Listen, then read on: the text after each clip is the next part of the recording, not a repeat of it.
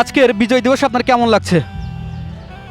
অবশ্যই ভালো লাগছে, কিন্তু আমার মনে হয় আমাদের দেশটাকে আমরা যতটুকু সুন্দরভাবে কল্পনা করি ততটুকু সুন্দরভাবে হয়তো বা আমরা সাজাতে পারিনি, এটা আমাদের ব্যর্থতা।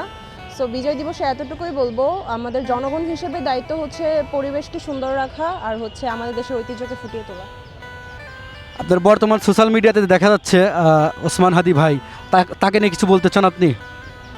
আসলে এইসব পলিটিক্যাল কোনো ইস্যু নিয়ে কিছু বলতে চাই না, কারণ এগুলো মানে আমরা অভ্যস্ত হয়ে গেছি, কারণ আমরা হচ্ছে আন্দোলন তারপর গুলাগুলি মারামারি এগুলো দেখেই অভ্যস্ত। সো এগুলো নিয়ে নতুন করে বলার আসলে কিছু নেই, কিন্তু ততটুকুই বলবো যেসব খুন খারাপি বাদ দিয়ে দেশের উন্নয়নে ফোকাস করা উচিত। বাংলাদেশকে কতটুকু ভালোবাসেন?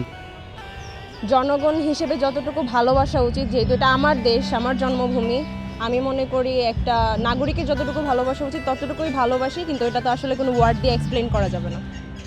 আগামী বাংলাদেশ কেমন দেখতে চান? স্বপ্নের বাংলাদেশ বলতে মানুষ যা বোঝায় ওই স্বপ্নের মতো সুন্দর দেখতে চাই। অসংখ্য ধন্যবাদ আপনাকে। Thank you.